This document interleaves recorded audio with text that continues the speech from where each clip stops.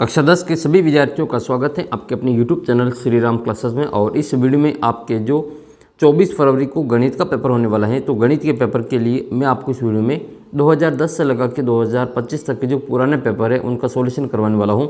ये इसका video part है जो 2 है। इससे पहले मैंने इसका जो पार्ट 1 है वो अपलोड कर दिया, अगर आपने वो नहीं देखा तो ज़रूर देख लेना। इसके अलावा ऐप के ऊपर आपके लिए जो मैंने अति महत्वपूर्ण प्रश्नों का जो 151 अति महत्वपूर्ण प्रश्नों का टेस्ट है वो डाल रखा है, अगर आपने वो नहीं दिया तो वो भी ज़रूर देना। आपको इस वीडियो की मदद से काफ़ी हेल्प मिलेगी, जैसा कि साइंस में भी आपके जो खूब क्वेश्चन है आपको पुराने पेपर से आए थे। इस वीडियो में भी हम आपके जो पुराने पेपर हैं उनको यहाँ पे सॉल्व करने वाले हैं। तो आइए वीडियो को शुरू करते हैं। और आपका जो पुराने पेपर का जो इसमें सीरीज़ है इसका ये दूसरा वीडियो है। इससे पहले मैंने एक वीडियो अपलोड कर रखा है, तो इसके और भी पार्ट में आपके अपलोड करूँगा, तो उनको भी आप अच्छे से देखना है ताकि आपका जो आपके गणित में नंबर बहुत ही शानदार आएंगे। तो आइए वीडियो को शुरू करते हैं, इसके महत्वपूर्ण प्रश्नों को सॉल्व करते हैं। ऐप का लिंक इस वीडियो के नीचे आपको डिस्क्रिप्शन बॉक्स में दे रखा है, वहाँ पर आप क्लिक करके ये टेस्ट भी दे सकते हैं और अपना व्हाट्सएप ग्रुप में भी इसका लिंक आपको मिल जाएगा।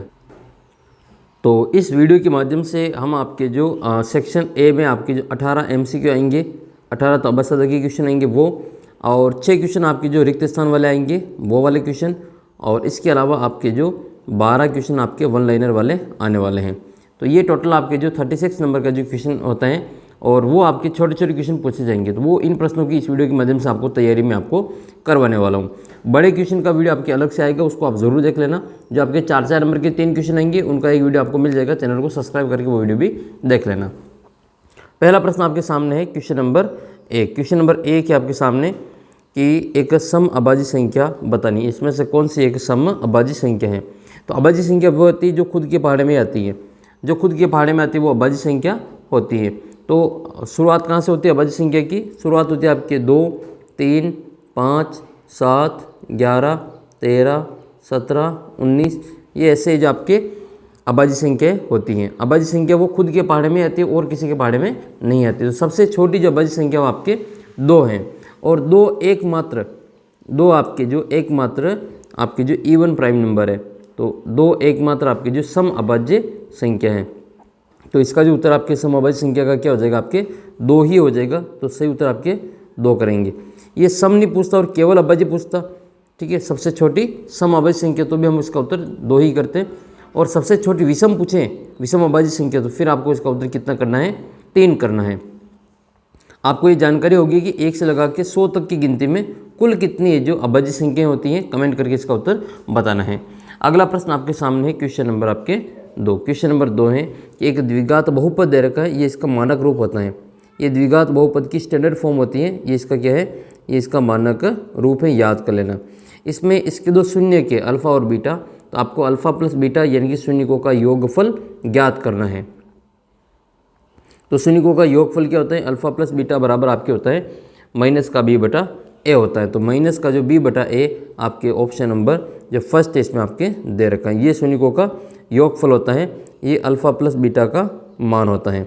आपसे पूछें कि अल्फ़ा इंटू बीटा क्या होता है, तो अल्फ़ा इंटू बीटा जो होता है वो आपका c बटा a होता है। तो आपकी अल्फ़ा इंटू बीटा पूछें तो आपको c बटा a याद रखना है। वेरी वेरी मोस्ट इंपॉर्टेंट है, दोनों ही फॉर्मूला आपको अच्छे से याद कर लेना है। एक क्वेश्चन इसका फिक्स आपके पूछा जाएगा। अगला प्रश्न आपका ये है कि एक द्विघात समीकरण ax² + bx + c = 0 में 2 भिन्न और वास्तविक मूल होते हैं। ये मूल वास्तविक और भिन्न कब होते हैं? तो इसके लिए आपकी जो एक कंडीशन है वो आपको याद रखनी है कि किसी भी जो क्वाड्रेटिक इक्वेशन के जो मूल है वो आपके डिफरेंट और इक्वल कब होंगे। तो ये आपको याद रखना है, यानी कि अलग अलग और आपके जो रियल कब होंगे। तो अलग अलग और रियल कब होते हैं, तो इसके लिए आपको एक फॉर्मूला है वो आपको याद रखना है। इसको हम डिस्क्रिमिनेंट कहते हैं। क्या कहते हैं? डिस्क्रिमिनेंट। और डी के मान पे इसका जो मूलों की प्रकृति वो निर्भर करती है। अगर डी का जो मान है वो आपके 0 से बड़ा आता है तो इसके जो मूल हैं वो कैसे होंगे? मूल वास्तविक होंगे। कैसे होंगे? वास्तविक होंगे। और आपके जो मूल है वो असमान होंगे, यानी कि वो बराबर नहीं होंगे, अलग अलग होंगे। लेकिन अगर डी का मान 0 के बराबर आया तो मूल वास्तविक तो होंगे, मूल वास्तविक होंगे और बराबर भी होंगे, ठीक है। मूल वास्तविक और समान होंगे। इसका जस्ट उल्टा, अगर डी का मान 0 से छोटा आया, 0 से छोटा होने का मतलब क्या है? आपके इसमें 0 से छोटा होने का मतलब है कि इसके जो मूल है वो काल्पनिक है। तो मूल कैसे होंगे? वो मूल काल्पनिक होंगे। तो हम यहाँ पर ये जो डी लिख रहे हैं, ये डी का मतलब क्या होता है? तो डी का मतलब आपके जो एक फॉर्मूला होता है जिसको हम यहाँ पे लिखते हैं डी बराबर बी स्क्वायर माइनस 4ac। तो ये बी स्क्वायर माइनस 4ac होता है, इसको हम विविक्ति कर कहते हैं, इसको हम क्या कहते हैं? विविक्ति कर कहते हैं, और इसको डिस्क्रिमिनेंट कहा जाता है। इसका उत्तर हम क्या लिखेंगे? विविक्ति कर, और इसको हम डी से लिखते हैं, ये डी के बराबर में लिखते हैं। इसका मान अगर 0 से बड़ा आया तो आपके मूल वास्तविक और असमान, 0 के बराबर आया तो मूल वास्तविक होंगे और बराबर होंगे, और 0 से छोटा आया तो मूल इसके काल्पनिक होंगे। तो ये मूल वास्तविक और भिन्न कब होते हैं? ये वाली स्थिति में, यानी कि जब इसका जो मान है वो आपके 0 से बड़ा होगा। तो देखो इसका जो मान है वो 0 से बड़ा कहाँ पर है? ये रहा आपके फर्स्ट वाला ऑप्शन, डी का मान 0 से बड़ा है, इसका मतलब इसका जो ऑप्शन नंबर फर्स्ट है वो इसका करेक्ट आंसर रहेगा। नेक्स्ट क्वेश्चन की ओर बढ़ते हैं। क्वेश्चन नंबर आपका चौथा है कि 2 चर वाले रैखिक समीकरण युग्म में प्रयुक्त चरों की संख्या कितनी होती है? नाम से पता चल रहा है, तो क्वेश्चन में आंसर दे रखा है 2 चर वाला रैखिक समीकरण युग्म में प्रयुक्त चरों की संख्या कितनी होती है? तो कितने चर होते हैं? 2 चर वाला है तो 2 ही चर इसमें होते हैं। घात की पूछे कि 2 चर वाले रैखिक समीकरण की घात कितनी होती है? तो घात के लिए आपको याद रखना ये वाला शब्द, रैखिक शब्द याद रखना। रैखिक समीकरण की जो घात होती है वो आपके रैखिक की घात 1 होती है। तो रैखिक समीकरण की जो घात वो कितनी हो जाएगी? 1 हो जाएगी, और इसमें चर कितने होंगे? 2 होंगे। अगला प्रश्न आपका ये है कि समीकरण को हल करने पर x का मान कितना आएगा? यहाँ पर समीकरण को हल करेंगे एक्स स्क्वायर माइनस के 9 और बराबर में आपका 0, माइनस के 9 उधर जाएगा तो ये आपका प्लस का हो जाएगा, तो एक्स स्क्वायर बराबर आपके प्लस के 9 हो जाएंगे। एक्स बराबर इधर से हम अंडर रूट हटाएंगे, स्क्वायर हटाएंगे तो इधर लग जाके वो अंडर रूट बन जाएगा। तो जब हम वर्गमूल निकालेंगे 9 का तो एक बार हम इसको प्लस में लिखेंगे, एक बार हम माइनस में लिखेंगे। तो माइनस वाली संख्या का वर्ग भी और प्लस वाली संख्या का भी वर्ग 9 ही आता है। तो -9 प्लस के 9 माइनस के 3 प्लस के 3 इसका जो करेक्ट आंसर वो रहेगा। तो ऑप्शन जो आपका डी है वो इसमें आपका सही उत्तर दे रखा है। अब आपके प्रश्न यहाँ पे देखो, गणित में जो नंबर चेंज होंगे, यहाँ पे आपको 9 की जगह पे 25 दे देंगे, एक्स स्क्वायर माइनस 25 बराबर 0, और पूछेंगे कि इसके जो x का मान बताओ। तो ये आपको कमेंट करके बताने कितना उत्तर आएगा। अगला प्रश्न ये है कि किसी भी समांतर श्रेणी का प्रथम पद 3 है और इनका सारवंतर 2 है, तो समांतर श्रेणी बतानी है। तो देखो पहला पद कितना है? पहला पद a बराबर तो 3 है और सारवंतर 2 है, यानी कि इसमें 2 2 का गैप है। तो 3 में 2 जोड़ेंगे तो कितना आ जाएगा? 5 आ जाएगा। 5 में 2 जोड़ेंगे तो 7 आएगा, 7 में 2 जोड़ेंगे तो 9 आएगा। ये आगे चलता रहेगा। तो 3 5 7 9 कहाँ पे दे रखा है? आपके फर्स्ट वाले उत्तर में दे रखा है। ऑप्शन नंबर फर्स्ट इसका सही उत्तर रहेगा। अगला प्रश्न आपका है कि सभी व्रत होते हैं, तो जो ऑल सर्कल्स आ रहे क्या इसमें लिखेंगे हम, तो सारे के सारे जो व्रत होते हैं वो समरूप होते हैं, सिमिलर होते हैं। अब आपके इसमें व्रत के अलावा और क्या याद रखना है? सभी वर्ग जो स्क्वायर हैं वो भी आपके सिमिलर ही होते हैं। इसके अलावा जो आपका समबाहु त्रिभुज, क्या है? समबाहु त्रिभुज, ये तीनों ही नाम आपको याद रख लेना है। समबाहु त्रिभुज, व्रत और वर्ग, ये तीनों ही कैसे होते हैं? ये तीनों के तीनों जो आपको मैंने नाम लिखवा रखे हैं, ये तीनों ही आपके कैसे होते हैं? समरूप होते हैं। इसको आपको समरूप सिमिलर याद रखना है। अगला प्रश्न है कि सभी समरूप त्रिभुज होते हैं, तो सभी समरूप त्रिभुज कैसे होते हैं? तो सभी जो समरूप त्रिभुज होते हैं वो, इसमें जो उत्तर इसका आपकी क्या हो जाएगा? वो समबाहु त्रिभुज हो जाएगा। तो सभी समबाहु त्रिभुज होते हैं वो कैसे होते हैं? समरूप होते हैं। कैसे होते हैं? समरूप होते हैं। नेक्स्ट है इसका जो आपको सारवंतर बताना है। सारवंतर निकालने के लिए, जो कॉमन डिफरेंस निकालने के लिए, डी का मान निकालने के लिए दूसरे संख्या में से पहली संख्या को घटाते हैं तो सारवंतर आ जाएगा। तो पहली संख्या तो आपके 2 है, दूसरी संख्या आपके 4 है। तो डी का मान ज्ञात करने के लिए दूसरे पद में से पहले पद को घटाया जाता है। दूसरा पद 4 है और पहला पद 2 है, 4 में से 2 जाएगा तो जो डी का मान है वो कितना आएगा? आपके 2 आ जाएगा, जो कि आपके बी वाला उत्तर में दे रखा। तो ब इसका करेक्ट आंसर रहेगा। अगला प्रश्न है कि साइन 90 का मान कितना होता है? तो ये आपको सारणी से याद रखना है। साइन 90 का जो मान है वो आपके कितना होता है? 1 होता है। तो साइन 90 का जो मान है वो आपके कितना हो जाएगा? 1 हो जाएगा। इसके अलावा आपको जो एक तो आपको साइन 90 का और कोस 0 का मान, ये भी आपको याद कर लेना, इसका मान भी 1 ही होता है। साइन 90 और कोस 0 का मान 1 ही होता है। आपसे कोई पूछे कि tan 45 का मान कितना होता है? तो tan 45 का मान भी आपको याद रखना है, इसका भी मान आपके 1 ही होता है। तो साइन कोस tan तीनों के मान आपको मैंने ये बता दिया। तो इनके उल्टे जो मान होंगे वो भी आपके सेम ही रहेंगे। tan² 45 का मान ये लो, यही आगे क्वेश्चन। तो tan 45 का मान लिखना 10 45 का मान आपके 1 होता है और 1 का स्क्वायर करेंगे तो इसका जो उत्तर है 1 का स्क्वायर कितना आएगा, 1 ही आएगा। तो इसका भी आंसर आपके कितना आ जाएगा, 1 आ जाएगा। अगले क्वेश्चन की ओर बढ़ते हैं। क्वेश्चन नंबर आपका 12 है कि त्रिकोणमितीय अनुपात जो साइन है इसमें इसका मान क्या होगा। तो इसके लिए आपको जो वो टेबल वाली याद रखनी है। टेबल में आपके क्या है, लाल कक्का, इसमें क्या याद रखना है, लाल कक्का। तो ये ऊपर आपके जो लंब आधार कर्ण इस प्रकार से ये लिखना है। तो यहाँ पर आपको लिखना है LAL और यहाँ पर आएगा आपका KKA। तो पहला जो नाम है वो आपका साइन का ही आता है। तो साइन क्या होता है, लंब बटे कर्ण होता है। तो साइन क्या होता है आपका, लंब बटे कर्ण होता है। तो लंब बटे कर्ण कहाँ पे दे रखा है, फर्स्ट वाले उत्तर में आपके लंब बटे कर्ण दे रखा है। तो ये आधार बटे कर्ण किसका है, आधार बटे कर्ण ये आपका कोस है। तो ये आपकी क्या हो जाएगा, कोस हो जाएगा, ये आपका कोस है। आधार बटे लंब क्या है, तो आधार बटे जो लंब है वो उसमें उल्टा है टेन का। तो टेन का जो उल्टा होता है वो आपका कोट होता है। तो ये आपका जो कोट का फॉर्मूला है। और लंब बटे आधार, लंब बटे आधार ये आपके टेन का सूत्र है। तो इसको हम लिखेंगे यहाँ पे 10। तो इस प्रकार से आपको जो सारी चीज़ें याद रखनी है। ये आपका जो कोस का उल्टा सेक हो जाएगा और साइन का जो उल्टा है वो आपका कोसेक हो जाएगा। अगले प्रश्न की ओर बढ़ते हैं। क्वेश्चन नंबर आपका 13 है कि वृत्त की त्रिज्या और उसके व्यास में क्या संबंध होता है। तो R और D में जो संबंध होता है वो आपको बताना है। तो ये वृत्त है, ये क्या है, एक वृत्त है, ये इसका केंद्र है। केंद्र से वृत्त की परिधि तक की जो दूरी वो उसकी वृत्त की त्रिज्या होती है। ये वृत्त की त्रिज्या है और एक त्रिज्या ये, और इसमें इधर की ये भी आपकी क्या हो जाएगी, त्रिज्या ही हो जाएगी। तो ये पूरी जो लंबाई है, दो त्रिज्या मिलकर के इसका व्यास होता है। क्या होता है, व्यास होता है। तो व्यास जो होता है वो त्रिज्या का 2 गुना होता है। व्यास जो होता है वो त्रिज्या का 2 गुना होता है और त्रिज्या जो होती है वो व्यास की आधी होती है। तो त्रिज्या ज्ञात करनी है तो हम व्यास में 2 का भाग दे देंगे। तो त्रिज्या व्यास की क्या होती है, आधी होती है। अब इस पर आधारित सवाल क्या आएंगे, इस पर आधारित आपके सवाल आएंगे कि एक वृत्त की त्रिज्या 7 सेंटीमीटर है, त्रिज्या रेडियस R बराबर 7 सेंटीमीटर है, तो इसका जो व्यास है वो ज्ञात कीजिए। तो व्यास ज्ञात करने के लिए क्या करेंगे, त्रिज्या को 2 से गुणा कर देंगे। तो इसका जो व्यास है वो हो जाएगा आपका 2 × 7 बराबर 14 सेंटीमीटर। इसका उल्टा आपसे पूछ ले कि इसका जो व्यास है वो आपको दे रखा है इसमें 14 सेंटीमीटर। तो वृत्त की त्रिज्या कितनी होगी, तो त्रिज्या ज्ञात करने के लिए व्यास में 2 का भाग दे देंगे। तो व्यास बटे 2 इसका सूत्र होता है 14 बटे 2, यानी कि इसका उत्तर आपकी कितना आएगा, 7 आएगा। तो इसका जो करेक्ट आंसर है तो 7 रहेगा। तो ऐसे क्वेश्चन आपके पूछे जाते हैं। तो इसका जो उत्तर हम क्या करेंगे, व्यास बराबर 2 × त्रिज्या करेंगे। ठीक है, ये R त्रिज्या है और D इसका व्यास है। तो अगला प्रश्न है कि एक वृत्त के बाहर बिंदु से वृत्त पर अधिकतम कितनी स्पर्श रेखाएं खींच सकते हैं। तो देखो, वृत्त के बाहर कोई बिंदु है और उससे हम वृत्त के ऊपर स्पर्श रेखाएं खींचनी है। तो ये कोई एक वृत्त है और इस वृत्त के ऊपर कोई बाहर बिंदु यहाँ पे P लगा रखा है। इस P बिंदु से वृत्त के ऊपर आप कितनी स्पर्श रेखाएं खींच सकते हैं, तो इससे हम केवल और केवल 2 स्पर्श रेखाएं खींच सकते हैं।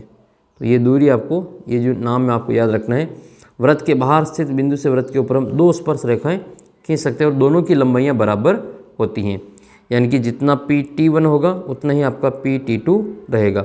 ये लंबाइयाँ आपस में बराबर होती है और ये क्वेश्चन आपके सिद्ध करने में भी पूछा जाता है कि सिद्ध कीजिए कि वृत्त के बाहर स्थित बिंदु से वृत्त पर अधिकतम जो 2 स्पर्श रेखाएं खींच सकते हैं और दोनों की लंबाइयाँ बराबर होती हैं। तो ये भी आपको याद रखना है कि इनकी जो लंबाइयाँ वो बराबर होती हैं। परीक्षा में आपसे पूछ ले कि अगर इसमें PT1 की लंबाई 4 सेंटीमीटर है तो PT2 की लंबाई कितनी होगी, ये लंबाई कितनी होगी, तो ये भी कितनी आएगी, 4 सेंटीमीटर ही आएगी। एक की लंबाई पूछ के दूसरी देख के दूसरी पूछे तो आपको बराबर बता देना है। तो इसका उत्तर हम क्या करेंगे, वृत्त के बाहर बिंदु से वृत्त पर 2 स्पर्श रेखाएं खींच सकते हैं, लेकिन बिंदु अगर वृत्त के ऊपर स्थित है तो एक बिंदु से कितनी स्पर्श रेखा खींच सकते हैं। तो यह बिंदु वृत्त के अगर आपके ऊपर स्थित है तो इससे हम वृत्त के ऊपर केवल और केवल एक ही स्पर्श रेखा खींच सकते हैं। तो एक बिंदु से वृत्त के ऊपर एक स्पर्श रेखा खींच सकते हैं और वृत्त के बाहर बिंदु है तो वृत्त से 2 स्पर्श रेखा, और यही बिंदु वृत्त के अगर अंदर है, यहाँ पर बिंदु वृत्त के अंदर है तो फिर इससे हम एक भी स्पर्श रेखा नहीं खींच सकते। तो तीनों ही चीज़ें याद रखनी है, 0, 1 और 2 वाली। और पूरे वृत्त के ऊपर पूछे कि इस एक वृत्त के ऊपर आप जो कितनी स्पर्श रेखाएं खींच सकते हैं, तो इसके लिए आपको याद रखना है इसके ऊपर अनंत बिंदु है तो इसके लिए आप जो अनंत स्पर्श रेखाएं खींच सकते हैं। ये चारों ही चीज़ें आपको अच्छे से याद रखनी है। नेक्स्ट क्वेश्चन, अच्छा, वृत्त की जो सबसे बड़ी जीवा है वो व्यास होती हैं। जीवा क्या होती है? वृत्त के ऊपर दो बिंदु हैं, इनको सीधा मिलाने वाला रेखाखंड वृत्त की जीवा कहलाती है। ये वृत्त की एक कोण है, जीवा है। ए बी वृत्त की जीवा है। जो जीवा वृत्त के केंद्र से होकर जाती हैं वो सबसे बड़ी जीवा होती हैं। और इस जीवा का जो नाम है वो आपकी क्या है? व्यास है। इस जीवा का नाम क्या है? व्यास है। ये आपकी जीवा है और ये सबसे बड़ी जीवा होती है। तो सबसे बड़ी जो आपकी जीवा है उसका नाम आपको क्या याद रखना है? व्यास याद रखना है, जो त्रिज्या की 2 गुनी होती है। एक वृत्त की परिधि दे रखी है, उसकी त्रिज्या ज्ञात करनी है। इसके लिए आपको जो परिधि का सूत्र लगाना है, वृत्त की परिधि का सूत्र आपके हो जाएगा 2πr। क्या होता है? 2πr। और आपको परिधि कितनी दे रखी है? तो 14 पाई आपको दे रखी है, 14 पाई दे रखी है, बराबर में 2πr आपको याद रखना है। तो ये काट देंगे, 1 पाई से ये 1 पाई कट जाएगा, इधर बराबर से दोनों तरफ कट जाते हैं और 2 के पाड़े से 14 जो है आपको 7 बार कटेगा। तो आर का जो मान वो कितना आएगा? आपके 7 सेंटीमीटर आ जाएगा। तो इसका उत्तर हम कितना करेंगे? इसका उत्तर हम आप पे 7 सेंटीमीटर करेंगे। आपको क्या करना है? इस 7 सेंटीमीटर त्रिज्या वाले वृत्त का आपको क्षेत्रफल कमेंट करके बताना है कि 7 सेंटीमीटर जो त्रिज्या वाला कोई एक वृत्त है इसका क्षेत्रफल कितना होगा। एक त्रिज्यखंड का सूत्र बताना है, वेरी वेरी मोस्ट इंपॉर्टेंट है ये त्रिज्यखंड का क्षेत्रफल। त्रिज्यखंड क्या होता है? ये एक कोई वृत्त है जिसकी 2 त्रिज्याएँ हैं और एक चाप है। समोसे जैसी जो आपको ये आकृति दिख रही है वो आपका त्रिज्यखंड है। तो इसमें आपके ये चीज़ें याद रखनी, ये वाला त्रिज्यखंड है जो कि दोनों त्रिज्याओं और थीटा के साथ में जो काम करता है। तो इसमें इसका जो क्षेत्रफल एरिया वो आपके थीटा बटे 360 इंटू आपका क्षेत्रफल है तो आपके πr² हो जाएगा। तो इसका जो आंसर है वो आपके आएगा थीटा बटे 360 इंटू πr²। तो ये रहा देखो थीटा बटे 360 πr²। तो ऑप्शन फर्स्ट इसका जो करेक्ट आंसर है वो रहेगा। तो ये इसका करेक्ट आंसर आएगा। एक इसमें आपके जो चाप की लंबाई का सूत्र भी आता है कि चाप की जो लंबाई है इसका क्या सूत्र होता है। तो ये जो फॉर्मूला इसमें आपकी जो ए से लगा के बी, तो ये जो तिरछी लंबाई इसको चाप कहते हैं, ये चाप है। तो चाप की जो लंबाई है इसका सूत्र होता है थीटा बटे 360 इंटू 2πr। क्योंकि चाप की जो लंबाई होती है वो परिधि का भाग होता है, सर्कमफ्रेंस का भाग होता है, तो इसमें हम 2πr लिखते हैं। और ये त्रिज्यखंड का जो क्षेत्रफल एरिया है वो सर्कल के एरिया यानी कि वृत्त के क्षेत्रफल का भाग होता है, इसलिए हम यहाँ पे πr² लिखते हैं। अगला प्रश्न आपका ये है कि 2 वृत्तों की परिधियों का जो अनुपात है वो 2:3 है, तो इनकी जो त्रिज्याओं का अनुपात क्या होगा। तो इसमें आप इनको लिख लेना, इसको हम मान लेंगे कि ये 2x है और ये वाला आपका 3x है, और फिर इसको हम आगे हल कर लेंगे। तो दोनों वृत्त की जो पहला वृत्त है इसको हम r1 ले लेंगे, दूसरे वृत्त को हम r2 ले लेंगे। तो वृत्त की परिधि जो है वो आपकी क्या हो जाएगी? पहले वृत्त को तो 2πr1 ले लेंगे और दूसरे वृत्त को हम 2πr2 ले लेंगे। तो मान लिख लेंगे हम। तो इसका मान जो है कितना आएगा? आपके 2x है, इसका 2x आ जाएगा और इसका कितना आ जाएगा? आपके 3x आ जाएगा। x से x कट जाएगा, 2π से 2π कट जाएगा, तो r1 और r2 का अनुपात कितना आया? 2:3 आया। तो इसका जो उत्तर आपके कितना आएगा? 2:3 आएगा। देखो परिधि से उसकी त्रिज्या में कोई परिवर्तन नहीं आता है, लेकिन यही अगर इसका क्षेत्रफल पूछे कि इनकी त्रिज्याओं का अनुपात ये है, इसका क्षेत्रफल कितना होगा, तो इसका स्क्वायर कर देते हैं। ठीक है, तो त्रिज्या देखिए क्षेत्रफल पूछे तो आपको स्क्वायर कर देना है, तो इसका उत्तर आपके 4:9 आ जाता अभी। या क्षेत्रफल देके आपको इसकी त्रिज्या पूछे तो फिर आप इनका अंडर रूट कर लेते हैं, तो फिर इसका उत्तर आपके त्रिज्याओं का वो 2:3 आता है ऐसे। नेक्स्ट है आपको जो अर्धगोले का आपको जो आयतन का सूत्र बताना है। तो अर्धगोले का जो आयतन है ये आपका एक अर्धगोला है। इस अर्धगोले का आपको क्या करना है? आयतन बताना है। तो पूरे गोले का आयतन में हम 2 का भाग लगा देते हैं। पूरे जो गोले संपूर्ण गोले का आयतन 4/3 πr³ होता है, इसमें हम 2 का भाग देंगे तो 2 के पार से जो 4 है वो 2 बार कट जाएगा। तो उत्तर कितना आएगा? 2/3 πr³। 2/3 πr³ आपके ऑप्शन नंबर जो डी है इसमें आपको पूरा दे रखा है। लेकिन ये किसका फॉर्मूला है? तो ये पूरे गोले का आयतन है, ये पूरे जो गोले का आयतन है 4πr³। ठीक है, 4/3 πr³ ये पूरे गोले का आयतन है, और ये 4πr² ये गोले का संपूर्ण पृष्ठीय क्षेत्रफल है, और ये 2πr³ ये किसी का फॉर्मूला नहीं है। अगले प्रश्न की ओर बढ़ते हैं। एक ठोस अर्धगोले की त्रिज्या 7 सेंटीमीटर है, इसका आपको जो संपूर्ण पृष्ठीय क्षेत्रफल बताना है। तो ठोस अर्धगोला है जिसकी रेडियस r 7 सेंटीमीटर है, इसका संपूर्ण पृष्ठीय क्षेत्रफल बताना है। तो अर्धगोले में आपको जो ये ध्यान रखना है कि इसका जो दो सूत्र होते हैं संपूर्ण प्रस्थिय के, एक तो वक्र प्रस्थिय होता है, एक संपूर्ण प्रस्थिय होता है। वक्र प्रस्थिय में इसका ढक्कन शामिल नहीं होता है और संपूर्ण प्रस्थिय में इसका ढक्कन भी शामिल होता है। तो ढक्कन भी अगर शामिल है तो फिर इसका जो सूत्र है वो आपकी क्या हो जाएगा, अर्धगोले का जो संपूर्ण प्रस्थिय क्षेत्रफल का जो सूत्र है वो आपके रहेगा 3πr²। ये इसका फॉर्मूला होता है। मान लिखेंगे इसमें अर्धगोले का संपूर्ण प्रस्थिय क्षेत्रफल 3πr², आर की जगह पे 7 लिखेंगे। तो 3 इंटू पाई का मान होता है 22/7 इंटू आर का मान दे रखा आपको 7, तो 7 का स्क्वायर 7 इंटू 7 हो जाएगा।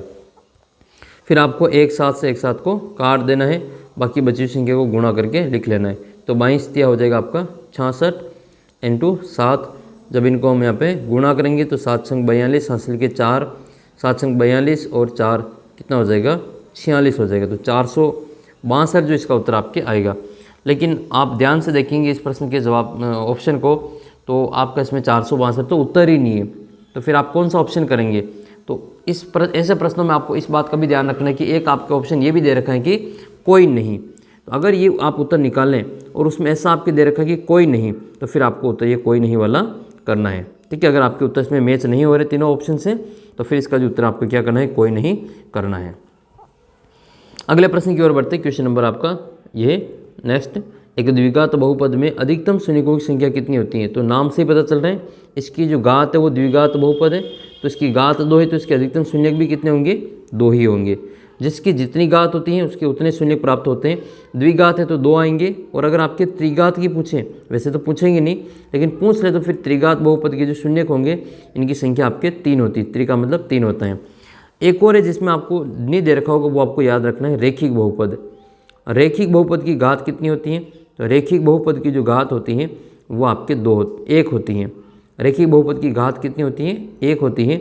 इसलिए इसके जो शून्यक होंगे, इसका जो शून्यक होगा वो भी कितना आएगा, 1 ही आएगा। तो ये आपको इस प्रकार से आंसर याद रखना है।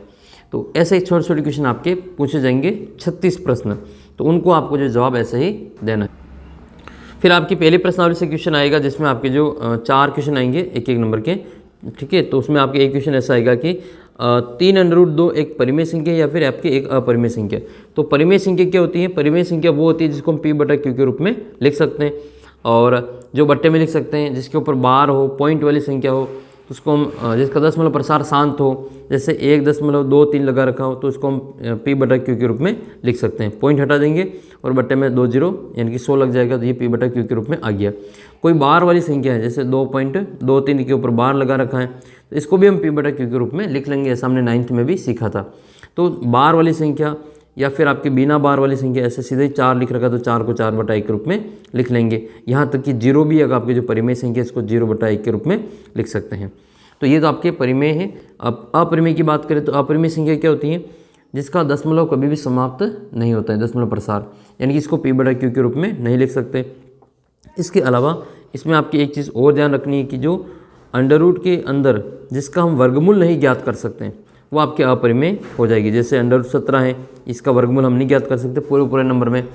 √15 है, √18 है, √24 है और √26 है। हमने इसमें √25 नहीं लिखा क्योंकि √25 का तो हम वर्गमूल ज्ञात कर सकते हैं। कितना लिखेंगे? 5 लिखेंगे, तो 5 को 5/1 लिख लेंगे। तो अंडर रूट के अंदर अगर आप वर्गमूल ज्ञात कर रहे हैं तो भी वो आपके परिमेय संख्या आ जाएगी, नहीं ज्ञात कर सकते तो वो आपके अपरिमेय हो जाएगी। तो एक आपके जो परिमेय है और एक अपरिमेय है, यहाँ पर इनका गुणा है। तो एक परिमेय और एक अपरिमेय का जो गुणनफल होता है वो हमेशा आपके जो क्या आएगा, इसमें अपरिमेय ही आएगा। तो इसका उत्तर आपको अपरिमेय ही लिखना है। रही बात जोड़ की, तो 3 + √2 करें तो ये भी आपके जो एक अपरिमेय संख्या ही है। 3 - √2 करें तो भी आपके ये एक अपरिमेय संख्या ही है। इन तीनों का आपको अच्छे से ध्यान रखना है। वृत्त को 2 बिंदुओं पर प्रतिच्छेद करने वाली रेखा को क्या कहते हैं? तो वृत्त को 2 बिंदुओं पर प्रतिच्छेद कर रही है, 2 बिंदुओं पर प्रतिच्छेद कर रही है, इसका मतलब आपके जो छेदक रेखा के रूप में जानी जाती है। ये 2 बिंदु से होकर जा रही है कोई रेखा, ये 2 बिंदुओं पर प्रतिच्छेद करेगी, जिसको हम ए और बी नाम दे देंगे। तो ए और बी बिंदुओं से होकर जाने वाली रेखा को हम क्या कहते हैं? छेदक रेखा कहते हैं। इस रेखा को क्या कहेंगे हम? इसको हम छेदक रेखा कहेंगे। और ये जो रेखा है, अगर आपके एक ही बिंदु पर प्रतिच्छेद करें, एक ही बिंदु पर प्रतिच्छेद करें, तो इस रेखा को हम क्या कहेंगे? इसको हम स्पर्श रेखा कहेंगे। ये इसको एक ही बिंदु पे स्पर्श करेगी। तो इस बिंदु पर प्रतिच्छेद कर रही है तो इसको हम क्या कहेंगे? इसको हम स्पर्श रेखा कहेंगे। लेकिन स्पर्श रेखा आपके जो एक बिंदु पर ही प्रतिच्छेद करके जाती हैं, ये भी आपको याद रखना है। समकोण त्रिभुज क्या होता है? ऐसा त्रिभुज जिसका जो एक कोण 90 डिग्री का हो उसको हम समकोण त्रिभुज कहते हैं। समकोण त्रिभुज की सबसे बड़ी जो भुजा होती है इसको हम कर्ण कहते हैं। 90 डिग्री के सामने वाली भुजा कर्ण कहलाती हैं। फिर आपका अगला प्रश्न है कि एक अच्छी प्रकार से फेंटी गई 52 पत्तों की गड्डी में से एक पत्ता निकाला जाता है, इसकी क्या प्रायिकता है कि वह पत्ता इक्का होगा? तो टोटल इसमें आपके जो सूत्र वो आपको याद रखना है, अनुकूल परिणाम बटे कुल परिणाम। तो अनुकूल परिणाम तो आपके जिसकी पूछी जा रही है उसकी संख्या कितनी टोटल में से वो देखनी है, और कुल परिणाम आपके ताश की गड्डी में कितने पत्ते होते हैं? 52 होते हैं। तो बट्टे में तो आएंगे आपके 52 और ऊपर अनुकूल परिणाम आएंगे। तो इक्का कितने होते हैं?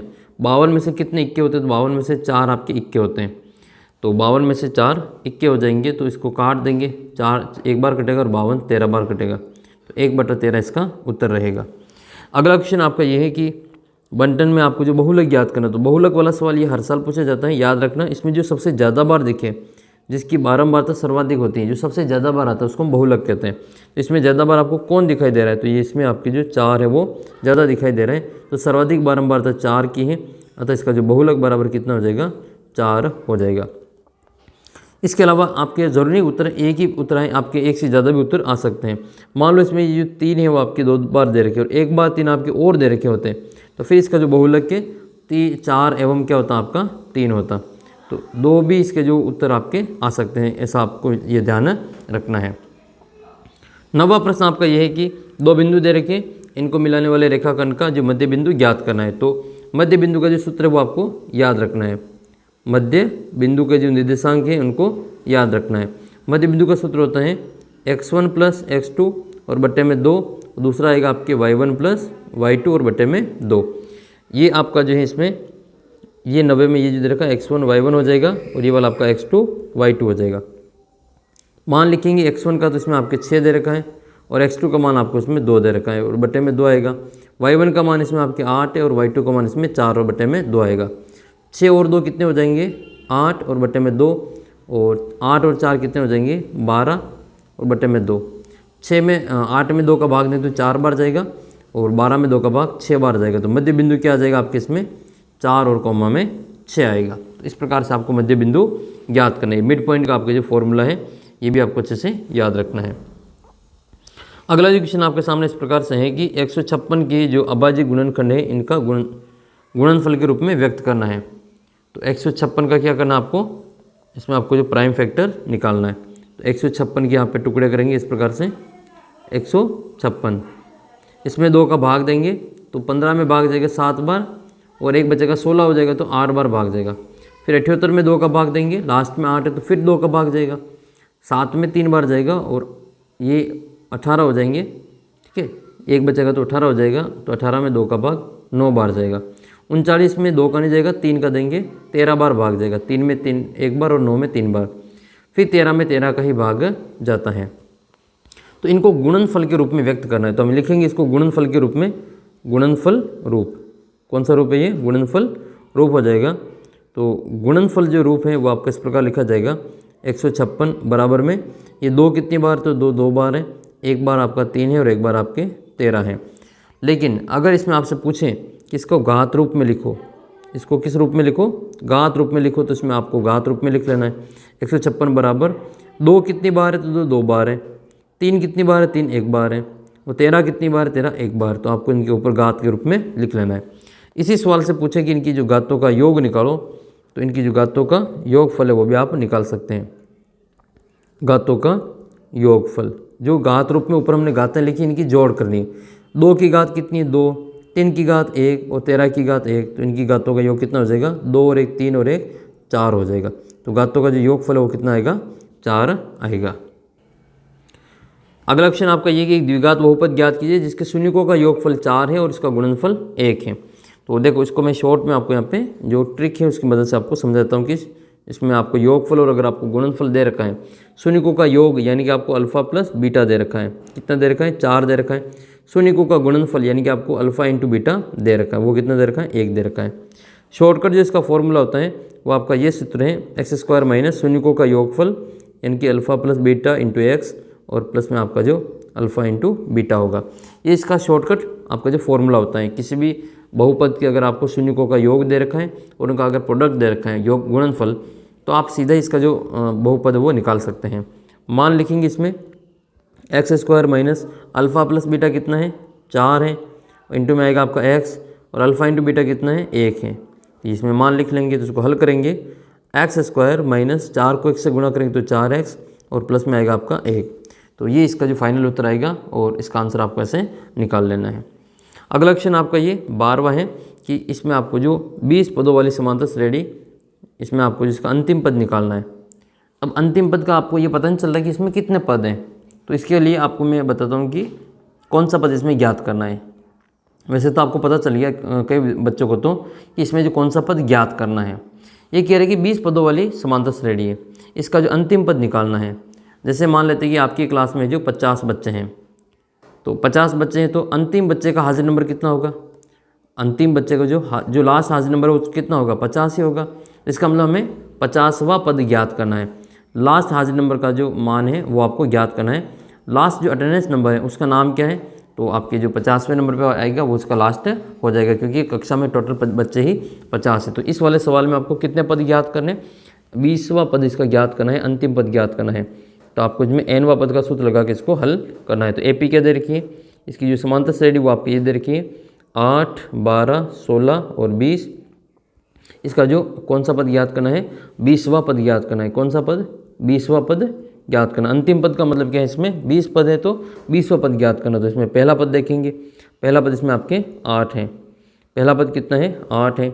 और D का मान ज्ञात करने के लिए हम इसमें सूत्र लगाएंगे दूसरा पद माइनस पहला पद। दूसरा पद कितना है 12 है, माइनस पहला पद 8 है। 12 में से 8 घटाओ कितने बचेंगे, 4 बचेंगे। और फिर आपको जो n का मान देख लेना है। टोटल 20 पद है और इसका अंतिम पद ज्ञात करना है, तो n बराबर कितना लेंगे 20 लेंगे। तो n बराबर 20 और an हमें ज्ञात करना है, इसका अंतिम पद हमें ज्ञात करना है। फॉर्मूला लगाएंगे nवां पद का सूत्र। तो nवां पद का सूत्र क्या होता है, an बराबर a plus n minus 1 into D, इसका nवां पद का सूत्र है। तो मान लिखेंगे a का मान 8 है प्लस n का मान इसमें आपके 20 है, माइनस 1 इंटू डी का मान कितना है 4 है। फिर हम मान लिखेंगे इसमें, तो हल करेंगे इसको, 20 में से 1 घटाएंगे क्योंकि कोष्टक को पहले हल करेंगे बोर्ड मास के नियम से। 20 में से 1 जाएगा तो 19 इंटू 4। फिर हम यहाँ पे इसको पहले बोर्ड मास के नियम से गुणा करेंगे, बाद में जोड़ेंगे। तो पहले हम यहाँ पे गुणा कर लेते हैं। ये 19 का पहाड़ा 4 बार बोल लो, अगर 19 का पहाड़ा नहीं आता है तो फिर 19 को 4 से गुणा कर लो। तो 4 में 36, असल के 3, 4 और 3 7, तो 19 चौक कितना हो जाएगा 76 हो जाएगा। और फिर इसमें हम 8 जोड़ लेंगे, 8 से 14, इसका जो आंसर है वो आपके 84 84 आ जाएगा। तो इसका जो अंतिम पद है, अंतिम पद मतलब 20वां पद है, तो अंतिम पद कौन सा, इसका अंतिम जो आपका पद है वो आपका हो जाएगा इसमें 84। ये इसको हम A20 भी लिख सकते हैं। जो 20वां पद है वो आपका 84 है। तो ऐसे आपको जो सवाल है उसको हल करना है। नेक्स्ट क्वेश्चन की ओर बढ़ते हैं। नेक्स्ट क्वेश्चन है कि ये आपको आकृति दे रखी है ABC, इसमें कोण B जो आपका समकोण है, 90 डिग्री का कोण है। AB 24 डिग्री है और BC आपका 7 सेंटीमीटर है, AC आपका 25 सेंटीमीटर है। तो याद रखना, जो कोण 90 डिग्री का होता है उसके सामने वाली भुजा सबसे बड़ी भुजा होती है और सबसे बड़ी भुजा को हम कर्ण कहते हैं। तो ये तो हो जाएगा आपका कर्ण। कोण क्या ले रहे हैं हम इसमें, C को कोण ले रहे हैं, तो ये C के ऊपर कोण है, ठीक है। तो हमारा थीटा इसमें C के ऊपर है, तो थीटा के सामने वाली जो भुजा होती है उसको हम क्या कहते हैं, लंब कहते हैं। और जो बची हुई भुजा वो क्या हो जाएगी, आपकी आधार हो जाएगी। ये आधार है। अब आपको क्या करना है, इसमें साइन C का मान ज्ञात करना है, साइन C का मान ज्ञात करना है। तो आपको जो लाल कक्का वाली टेबल है वो याद करनी है। तो भाई लाल कक्का की टेबल में आपकी जो सबसे पहले क्या आता है, LAL KKA, ये लाल कक्का की टेबल है। इसमें जो पहला है वो आपका साइन हो जाएगा लंब बटे कर्ण। तो ये साइन को हम क्या लिखेंगे, लंब बटे कर्ण लिखेंगे। लंब का मान कितना है, तो ये रहा लंब का मान 24 है। और कर्ण का मान कितना है, तो कर्ण का मान ये रहा आपके 25 है। तो इसका जो उत्तर है वो कितना आएगा, 24 बटे 25 आएगा। ये इसमें आपको जो साइन का पूछा है।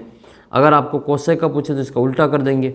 और फिर आपको अगर कोस का और इसमें आपके टेन का पूछे तो वो भी हम इसमें ज्ञात कर सकते हैं। कोस का मान कितना आएगा, कोस C का मान पूछे तो इसका जो मान है वो आपके आधार बटे कर्ण हो जाएगा।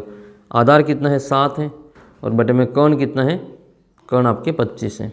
जो कोस है उसका उल्टा क्या होता है, सेक होता है। तो आप जो सेक सी का जो मान है वो आप कमेंट करके बताएंगे। बाकी 10 का जो मान है वो लंब बटे आधार है, तो 10 का मान भी हम इसमें निकाल सकते हैं। 10 का मान जो हो जाएगा वो आपके लंब बटे आधार होगा। लंब का मान कितना है, ये 24 है, और आधार कितना है, 7 है, तो 24 बटे 7 ये आपका 10 होगा। इसका उल्टा करेंगे तो 10 का उल्टा कोट आ जाएगा इसमें। अगले क्वेश्चन की ओर बढ़ते हैं। क्वेश्चन नंबर आपके 14। 21 सेमी त्रिज्या वृत्त की काटे के त्रिज्यखंड का जो कोण है वो 60 डिग्री है, तो इसमें चाप की जो लंबाई है वो ज्ञात करनी है। इसका जो डायग्राम है वो बनाना आपको आना चाहिए। इसमें ये वाला एक वृत्त है जिसकी त्रिज्या जो है वो आपकी कितनी दे रखी है, वो आपको 21 सेंटीमीटर दे रखी है। ये इसका सेंटर हो जाएगा, ये इसकी त्रिज्या 21 सेंटीमीटर है, आर बराबर, और इसका जो कोण है वो आपका कितना दे रखा है, वो 60 डिग्री दे रखा है। तो इसमें आर का मान है वो तो आपका 21 सेंटीमीटर है, और थीटा का जो मान है वो आपका कितना है, 60 डिग्री है। हमें ज्ञात करना है इसमें आपके चाप की लंबाई। क्या ज्ञात करना है, चाप की लंबाई ज्ञात करनी है। एल बराबर सूत्र होता है इसका थीटा बटे 360 इंटू 2πr। थीटा की लंबाई मान ज्ञात है हमें। थीटा कितना दे रखा है, आपको 60 दे रखा है। 60 लिखेंगे बटे में 360 लिखेंगे, इंटू 2 इंटू पाई का मान कितना है, 22/7 है, इंटू आर का मान कितना है, आर का मान 21 है। तो आर का मान हम यहाँ पे 21 लिख लेंगे। फिर इसको हम यहाँ पे काट देंगे, ये 0 से 0 कट जाएगा। 6 के पार से 36 6 बार कटेगा, फिर 7 के पार से 7 एक बार कटेगा, और 21 आपके 3 बार कटेंगे। फिर संख्या आपके और कट जाएगी। 3 के पार से 3 एक बार, और 6 कटेंगे 2 बार, और एक जो 2 बचे हुए हैं इस 2 से ये वाले 2 कट जाएंगे। कुल मिला के काटा पीटी करने के बाद में हमारे केवल ये 22 बचेंगे। तो जो चाप की लंबाई है वो आपकी कितनी हो जाएगी, 22 सेंटीमीटर हो जाएगी। तो ऐसे आपको जो चाप की लंबाई वो ज्ञात कर लेनी। तो जैसे भी हमने एक पेपर सोल्व किया, अब ये हमारा दूसरा पेपर है, इसको भी हम यहाँ पे सोल्व करते हैं। पेपर नंबर 2 है, इसमें सबसे छोटी अभाज्य संख्या बतानी। तो इसमें से सबसे छोटी अभाज्य संख्या कौन सी है, तो पहले सम पूछी थी, इसमें केवल आपके छोटी अभाज्य पूछी है। तो अभाज्य सबसे छोटी आपकी 2 ही होती है, और एकमात्र संख्या है जो कि कैसी है, सम है। और सबसे छोटी विषम अभाज्य संख्या पूछे तो फिर इसका उत्तर आपको कितना करना है, 3 करना है। विषम भी है और आपके अभाज्य भी हैं।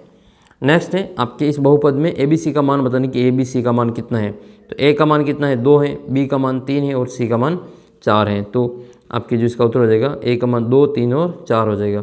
2, 3 और 4 ऑप्शन नंबर फर्स्ट में दे रखा है। अगर इस बहुपद के आपको शून्यकों का योगफल पूछे अल्फा प्लस बीटा, तो आपको क्या करना है, माइनस का बी बटा ए करना है। माइनस सूत्र का है, और बी का मान कितना है, इसमें आपके 3 है, तो 3 और बटे में ए का मान 2 है। तो ये अल्फ़ा प्लस बीटा बराबर माइनस का 3/2 होगा। इसका आपको अल्फ़ा इंटू बीटा पूछे तो फिर आपको उत्तर क्या करना है, सी बटा ए करना है। सी का मान कितना है, सी का मान इसमें आपके 4 है, और ए का मान 2 है। 4 में 2 का भाग 2 बार जाएगा। तो ये आपके जो आ सकता है, इसको भी आप अच्छे से याद रखें। अगला प्रश्न ये देखो, मैंने आपको पिछले पेपर में बताया था कि वो आपके x² - 9 था। मैंने कहा कि मैथ्स में केवल नंबर बदलते हैं, तो इन्होंने क्या किया, 9 की जगह पे 25 कर दिया। आपको इस सवाल को करने का तरीका आना चाहिए। इसमें क्या करते हैं कि जो हमारा x² - 25 है, इसको हम बराबर से उधर ले जाते हैं, और ये x² बराबर 25 हो जाता है। x का मान ज्ञात करने के लिए हम √25 करते हैं। जब भी हम अंडर को हटाते हैं तो एक बार प्लस में लिखते हैं, एक बार माइनस में लिखते हैं। तो ये हमारा जो √25 है, इसका मान कितना हो जाएगा, √25 को जब हम हल करेंगे तो प्लस माइनस आपके 5 इसका उत्तर रहेगा, जो कि द वाले उत्तर में दे रखा है। तो ऐसे आपको इसको हल करना है। आपके लिए मैं एक और क्वेश्चन छोड़ रहा हूँ, x² - 16, इसका जो उत्तर आपको कमेंट करके बताना है। इसमें x का मान कितना आएगा। दो संख्याओं का अंतर 2 है, तो इसको दर्शाने वाला रैखिक समीकरण क्या है। अंतर का मतलब इसमें आपके घटाना है, ठीक है, डिफरेंस है ये। तो x - y बराबर 2 इसका उत्तर रहेगा। दो संख्याओं का योग अगर आपके दे दें 2 है, तो फिर आपको ये वाला करना है, ठीक है। दो संख्याओं का गुणनफल दे दें, गुणनफल, तो गुणनफल में आपको ये वाला करना है। ऐसे जैसा पूछे वैसा जवाब इसमें आपको लिखना है। नेक्स्ट है x² - 4x = 0 का हल ज्ञात करना है। तो इसको हम हल करेंगे। x² - 4x = 0, कॉमन लेंगे इसमें से x कॉमन लेंगे तो क्या बचेगा आपका, x - 4 बचेगा बराबर में 0। तो उत्तर आएंगे इसमें, या तो इन दोनों संख्या का गुणा 0 हो रहा है, या तो x बराबर 0 होगा, या फिर आपका जो दूसरा है x - 4 ये 0 होगा। अगर x - 4 बराबर 0 है तो x बराबर कितना हो जाएगा, 4 हो जाएगा। तो ये x बराबर 0 और x बराबर 4 इसका उत्तर रहेगा। तो x बराबर 0 और 4 इसका फाइनल आंसर आएगा। ऑप्शन नंबर जो स है वो इसका सही उत्तर रहेगा।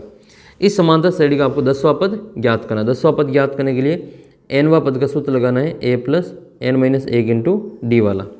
इसके लिए क्या करना है, a n d का मान लिखना है। a का मान 2 है, d का मान 7 में से 2 जाएगा तो 5 बचेगा, और n का मान कितना है तो ये आपका 10वां पद है तो 10 हो जाएगा। मान लिख लो इसमें, पहला पद 2 है, n का मान 10 है, माइनस 1 इंटू डी का मान 5 है।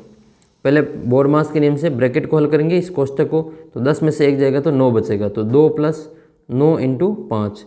जोड़ और गुणा दोनों है तो पहले हम गुणा करेंगे, तो 2 प्लस 9 पंजे 45, 2 जोड़ेंगे तो कितना हो जाएगा 47 हो जाएगा। तो ये 1 के 47 इसका जो करेक्ट आंसर रहेगा।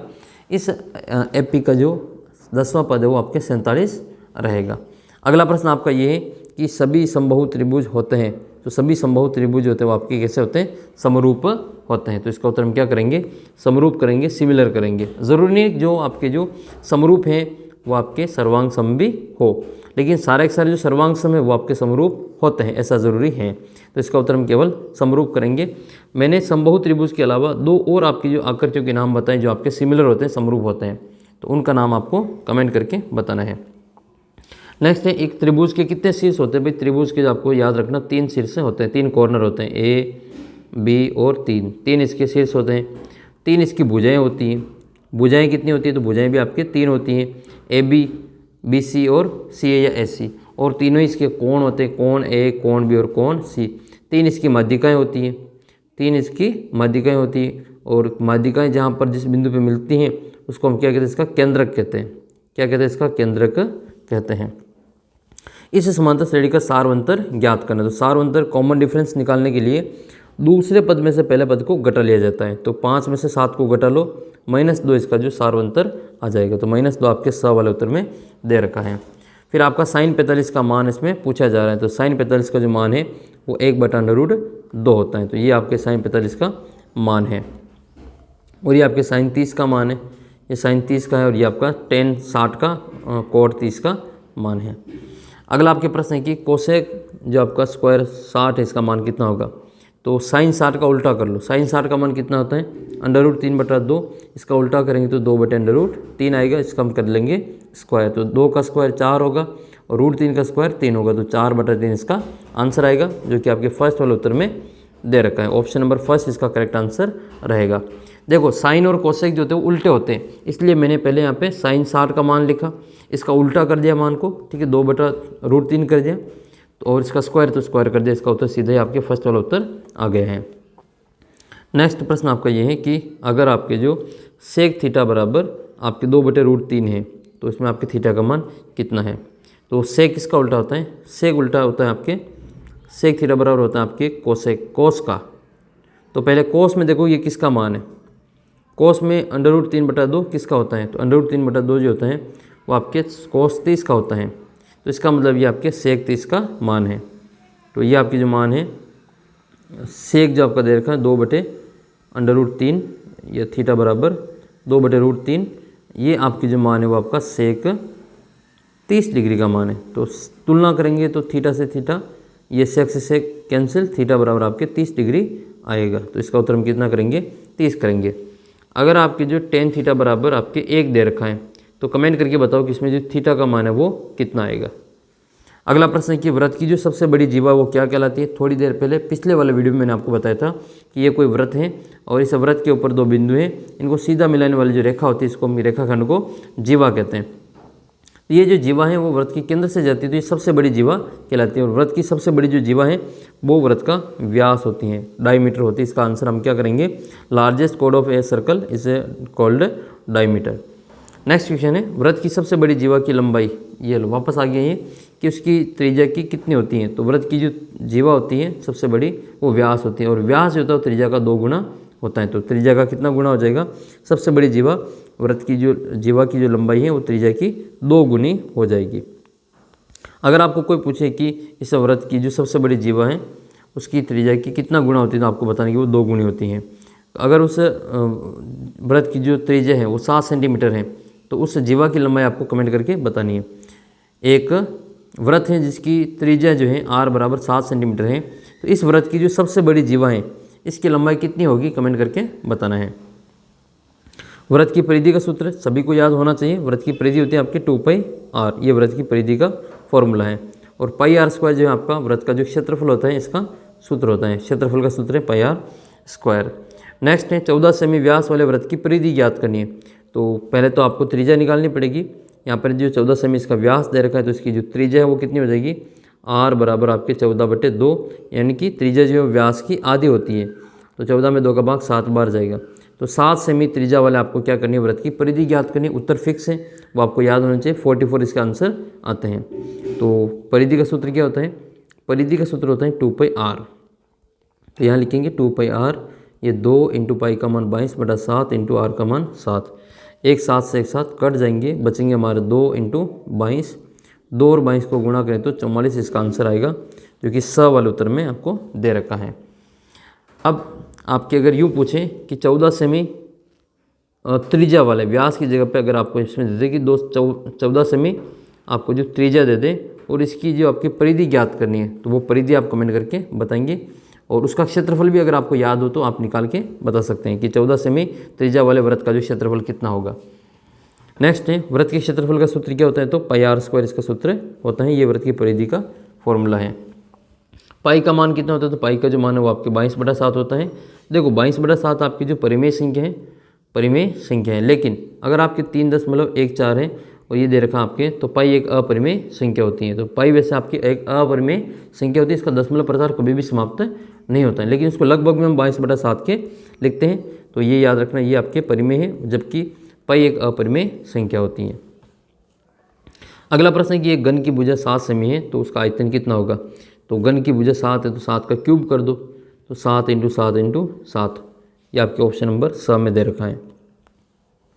अगला प्रश्न आपका ये है कि एक द्विघात बहुपद में आपके जो शून्यक दे रखे हैं अल्फा और बीटा, इनमें अल्फा प्लस बीटा का मान ज्ञात करना है। तो पहले इसमें हम ABC का मान निकालेंगे। A का मान कितना है, इसमें 1 है, B का मान -2 है और C का मान -8 है। अब इसमें आपको क्या करना है, अल्फ़ा प्लस बीटा करना है। तो अल्फ़ा प्लस बीटा क्या होता है, माइनस का B/A होता है। ये माइनस तो फॉर्मूले का है और B का मान भी माइनस में है, तो माइनस माइनस प्लस हो जाएगा। फिर A का मान 1 है, तो उत्तर कितना आएगा, 2/1, यानी कि अल्फ़ा प्लस बीटा 2 आ जाएगा। अल्फ़ा इंटू बीटा पूछे तो आपको C/A कर देना है। अल्फ़ा का मान इसमें बीटा, अल्फ़ा इंटू बीटा में C का मान कितना है, -8 है और बटे में जो A है इसका मान आपके 1 है, तो उत्तर आपके -8 आएगा। तो हमें क्या पूछा, केवल अल्फ़ा प्लस बीटा पूछा, तो इसका उत्तर आपके +2 होगा, जो कि आपके फर्स्ट वाले उत्तर में दे रखा है। नेक्स्ट हमारा क्वेश्चन नंबर आपका है सेक्शन ब में 6 और 20 का आपको अभाज्य गुणनखंड विधि से HCF ज्ञात करना है। तो HCF ज्ञात करने के लिए आपको यहाँ पे जो गुणनखंड करना है, तो 6 के भी गुणनखंड करने हैं और आपको जो 20 है उसके भी गुणनखंड करने हैं। 6 में 2 का भाग 3 बार जाएगा और 3 में 3 का 1 बार। 20 में 2 का भाग 10 बार जाएगा, 10 में 2 का भाग 5 बार और 5 में 5 का 1 बार जाएगा। लिख लेंगे 6 को हम यहाँ पे 2 × 3 लिखेंगे और 20 को क्या लिखेंगे, 20 को लिखेंगे 2 × 2 × 5। हमें इसमें क्या ज्ञात करना है, इसमें हमें HCF ज्ञात करना है। HCF ज्ञात करना है तो फिर इसमें से जो कॉमन है इसको एक बार लिखा जाता है। तो कॉमन क्या है इसमें आपके 2 हैं, और क्या कॉमन है, और कोई कॉमन नहीं है, तो HCF कितना आएगा इसका 2 आ जाएगा। लेकिन अगर आपसे पूछे कि इसका LCM कितना आएगा, LCM भी निकाल लेते हैं हम इसमें। LCM निकालने के लिए आपको यह चीज़ याद रखनी है कि जो कॉमन है इसको एक बार लिखा जाएगा और जो बची हुई संख्या है 3, 2 और 5 इसको भी लिख लेंगे। तो ये लिख लेंगे हम 3, 2 और 5।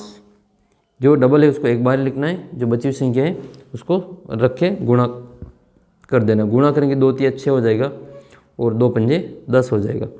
6 का 10 से गुणा करेंगे तो 6 का पारा 10 बार बोलेंगे तो 60 इसका उत्तर आएगा। तो LCM कितना आया आपके 60 आए हैं। आपने जो उत्तर निकाला वो सही है गलत है उसको चेक करने के लिए आपको एक शॉर्ट फार्मूला याद रखना है। A × B बराबर क्या होता है आपका LCM × HCF होता है। A का मान कितना है, A का मान 6 है और B का मान आपके 20 है। LCM कितना है आपके 60 आया और HCF कितना आपके 2 आया। इनको गुणा करके देख लो, अगर दोनों बराबर आते तो आपका उत्तर बिल्कुल सही है। तो 20 को 6 से गुणा करेंगे तो 20 × 120 हो जाएगा और 60 को 2 से गुणा करें तो 60 दूनी यानी कि 6 दूनी 12, ये भी आपका 120 हो जाएगा। दोनों इक्वल है, इसका मतलब अपना उत्तर बिल्कुल सही है। आपके सवाल आएगा इस पर आधारित ये जो 4 चीज़ें इसमें से कोई आपको 3 दे देंगे, चौथी चीज़ गायब करके उसको ज्ञात कर रहे हैं। आगे इसका सवाल आएगा, हम हल करेंगे। वृत्त को 2 बिंदु पर प्रतिच्छेद करने वाली रेखा को क्या कहते हैं? 2 बिंदु पर प्रतिच्छेद करती है, इसको हम क्या कहते हैं? छेदक रेखा कहते हैं। कौन सी रेखा कहते हैं? छेदक रेखा। किसी भी त्रिभुज के जो बराबर भुजाओं के सम्मुख कोण भी कैसे होते हैं? वो बराबर ही होते हैं। अगर किसी त्रिभुज के जो सामने की भुजाएं बराबर, तो कोण भी क्या होते हैं? बराबर होते हैं। अगला प्रश्न आपका ये है, क्वेश्चन नंबर ये 5वां, कि यदि ठोस गोले का व्यास 6 सेंटीमीटर है तो इसकी गोले का आयतन ज्ञात करना है। तो इसमें व्यास अगर आपको 6 दे रखा है तो इसकी त्रिज्या कितनी हो जाएगी? तो त्रिज्या बराबर व्यास की आधी हो जाएगी। तो व्यास की आधी यानी कि 6 का आधा कितना हो जाएगा? 3 सेंटीमीटर हो जाएगा। ये इसकी रेडियस है, आर का मान है 3, तो आर बराबर 3 है। तो अब हमें इस गोले का आयतन का सूत्र लगाना है। तो गोले का आयतन का जो सूत्र होता है, गोले का आयतन, वो इसमें हम लिखेंगे सूत्र। ये होता है आपका 4/3 पाई आर क्यूब। तो 4/3 वैसे लिखना है इसमें आपके नीचे। यहाँ पर आएगा 4/3 इंटू पाई का मान वही 22/7 इंटू आर का मान क्या है? 3 है, तो इसको हम 3 बार लिख लेंगे। तो 3 इंटू 3 इंटू 3, फिर से हमारा जो 1 3 है वो 3 कट जाएगा। बाकी जो संख्या बची उसको हम गुणा करके 7 का भाग दे देंगे। तो 22 चौके 88 और 3 तिया 9। 88 को 9 से गुणा करेंगे और 7 का भाग दे देंगे, तो हमारा जो फाइनल आंसर है वो आ जाएगा 9 8 72 हासिल के 7, और 9 8 72 और 7, ये 79 हो जाएगा। और फिर इसमें हम आपके 7 का भाग दे देंगे, तो फाइनल उत्तर आपका जो भाग देने के बाद में आएगा। अगला प्रश्न आपका ये है कि 2 इंटू साइन 45 कोस 45 का मान लिखना है। साइन 45 का मान 1/√2 होता है और कोस 45 का मान भी 1/√2 ही होता है। ये सारणी से आपको याद रखना है। अब हम ऊपर वाले को ऊपर से गुणा कर लेंगे, तो ये 2 1 और 1 गुणा होकर 2 हो जाएगा, और √2 को √2 से गुणा करते तो केवल 2 ही आता है। 2 से 2 कटेगा वो आपका 1 बार, तो इसका जो उत्तर आपके कितना आएगा? 1 इसका जो उत्तर है वो आपके लिखना है। फिर नेक्स्ट क्वेश्चन आपके इसमें है कि 2 खिलाड़ी है, संगीता और रेशमा, इसमें टेनिस मैच खेलते हैं। ज्ञात है कि जो संगीता के द्वारा मैच जीतने की जो प्रायिकता है वो 0.62 है। तो रेशमा के जीतने की प्रायिकता ज्ञात करनी। तो जितना मैच ये जो संगीता हारेगी उतना मैच जो रेशमा जीतेगी। तो संगीता के हारने की प्रायिकता बराबर रेशमा के जीतने की प्रायिकता। तो संगीता की अगर जीतने की प्रायिकता दे रखी तो इससे हम संगीता की हारने की प्रायिकता ज्ञात कर लेंगे, और वही इसमें जो रेशमा की जो जीतने की प्रायिकता आ जाएगी। तो 1 में से हम क्या करेंगे? 0.62 को घटा लेंगे, तो इसमें जो रेशमा है संगीता है इसके हारने की प्रायिकता आ जाएगी। तो हारने की प्रायिकता आएगी तो वो आपकी जो रेशमा के जीतने की प्रायिकता के बराबर रहेगा। नेक्स्ट क्वेश्चन है क्वेश्चन नंबर 9, इन 2 बिंदुओं के बीच की दूरी ज्ञात करें। तो दूरी ज्ञात करने के लिए आपको जो डिस्टेंस फॉर्मूला है, दूरी सूत्र लगाना है। दूरी सूत्र क्या होता है? PQ बराबर √ ये हो जाएगा आपका x2 - x1 का whole square plus y2 - y1 का होल स्क्वायर। इसमें जो x2 है इसका मान कितना है? तो यहाँ पे मान लिख लेंगे। पहले वाला आपका जो x1 है y1 वो हो जाएगा, दूसरा वाला x2 y2 हो जाएगा। इसमें जो x1 x2 y1 y2 इसका मान लिख लेते हैं। x2 का मान 36 है, तो 36 - 0 करेंगे और इसका होल स्क्वायर हो जाएगा, प्लस y2 कितना है? 15 है, तो 15 - y1 0, तो उसका होल स्क्वायर कर देंगे। हल करेंगे, इसको माइनस करेंगे 0 को, तो वही संख्या आएगी 36 का स्क्वायर, और प्लस में आएगा आपके 15 का स्क्वायर। कितना होता है 36 का स्क्वायर? तो 36 का स्क्वायर हम यहाँ पे निकाल लेंगे। तो 36 का जो स्क्वायर है वो आपका यहाँ पे आ जाएगा 36 को 36 से गुणा करने पे। तो 36 का गुणा करेंगे तो 36 से तो 1296 आएगा, और 15 का 225 आएगा। दोनों को जोड़ कर लेंगे, दोनों को जोड़ करेंगे तो आपका जो 1521 आएगा। अब 1521 जो है वो इनका आपको √ कर लेना है। तो √ करने के लिए गुणनखंड करेंगे, 2 के जोड़े बनाएंगे, और इसमें जो इसका जो उत्तर आपके 39 आ जाएगा। ठीक है, तो इसके गुणनखंड करेंगे तो ये किसका है? आपके 39 का आपके ये वर्गमूल है, वर्ग है 39 के 1521। तो इसका जो उत्तर आपका कितना आएगा? 39 का आंसर आएगा। नेक्स्ट क्वेश्चन की ओर बढ़ते हैं। क्वेश्चन नंबर आपका ये 10वां है कि 2 संख्याओं का महत्तम 9 है, लघुत्तम ज्ञात करना है। तो 2 संख्या दे रखी है, तो इनका आपको वो a × b बराबर वाला सूत्र लगा के हल करना है कि a × b बराबर क्या आएगा? आपके LCM × HCF।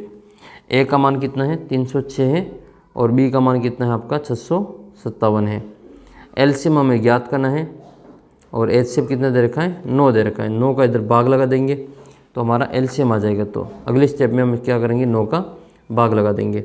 तो 306 इंटू 657 और बटे में आपका 9 आएगा, बराबर में क्या बचेगा आपका एलसीएम बचेगा।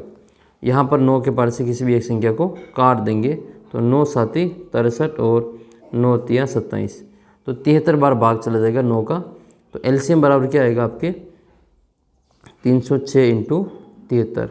जब इनको गुणा करेंगे तो इसका जो फिक्स आंसर आपको पता होगा 22,338 आएगा। तो इसका उत्तर कितना आएगा आपके 22,338। तो ये इसका जो फाइनल उत्तर आपके आ जाएगा। अगला सवाल आपकी 11वां है कि इसमें आपको जो शून्य ज्ञात करने हैं, एक्स स्क्वायर, इसमें शून्य का आपको ज्ञात करना है। तो यहाँ पे देख लेते हैं एक्स स्क्वायर और फिर और क्या दे रखा है 7x प्लस 10 है। तो ये आएगा आपके एक्स स्क्वायर प्लस 7x और प्लस में 10। इसमें आपको ABC का मान निकालना है। A बराबर 1 है, B बराबर 7 है और C बराबर 10 है। A को C से गुणा करेंगे तो ये आपकी जो 10 एकम 10 हो जाएगा। 10 के टुकड़े करेंगे, जिनको जोड़े या घटाएं तो 7 आ जाए तो 2 इंटू 5 कर लेंगे। 2 और 5 7 हो जाएगा और 2 पंजे 10 हो जाएगा। तो एक्स स्क्वायर प्लस 2x और प्लस में 5x, ये 7 x की जगह पे लिखेंगे, प्लस में 10 है। कॉमन लेंगे हम x तो बचेगा यहाँ पे x प्लस 2, इधर से 5 कॉमन लेंगे प्लस के तो बचेगा हमारा x प्लस 2। एक बार x प्लस 2 को एक कोष्टक में बंद कर देंगे और दूसरा जो हमारा x प्लस 5 है इसको हम लिखेंगे यहाँ पे, बराबर में 0 आएगा। तो x प्लस 2 बराबर 0, दूसरा आएगा आपके x प्लस 5 बराबर 0। तो उम्मीद करता हूँ कि यहाँ तक आपको समझ में आया होगा। तो x बराबर आपके जो प्लस के 2 इधर जाके माइनस के 2 बनेंगे, x बराबर प्लस के 5 इधर आके माइनस के 5 आ जाएंगे। तो x के 2 मान आए, माइनस के 2 और आपके माइनस के 5। इस प्रकार से इसको भी हल करना है। अगला प्रश्न आपका ये है कि इसमें से जो AP दे रखी है इसका कौन सा पद 78 है। तो इसके लिए आपको जो nवां पद का सूत्र वो लगाना है। कौन सा पद का, इसका मतलब इसमें आपको nवां पद ही लगाना है।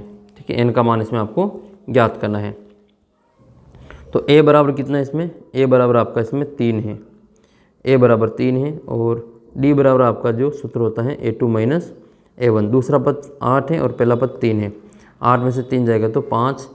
n का मान हमें ज्ञात करना है और इसमें an दे रखा है। an कितना दे रखा है 78 दे रखा है। हमें ये बताना कि ये जो 78 है वो कितने नंबर पे आएंगे। ये वैल्यू है किसी पद की, ये कितने नंबर पे आ रहे हैं 78 वो आपको बताना है। जैसे चौथे नंबर पे 18 आ रहे हैं, वैसे ही 78 कितने नंबर पे आ रहे हैं वो आपको निकालना है। तो फॉर्मूला लगेगा nवां पद, nवां पद। तो nवां पद का सूत्र क्या होता है, an बराबर a plus n minus 1 into D होता है। an का मान आपके 78 दे रखा है, 78। पहला पद आपके इसमें 3 है, n का मान हमें ज्ञात करना है और d का मान कितना दे रखा है आपको 5 दे रखा है। फिर हम इसको हल करेंगे तो ये जो 3 है वो इधर ले आएंगे तो ये आएगा आपके 78 प्लस के 3 इधर आके माइनस के हो जाएंगे, बराबर n माइनस, या फिर इसको आप अंदर गुणा भी कर सकते हैं।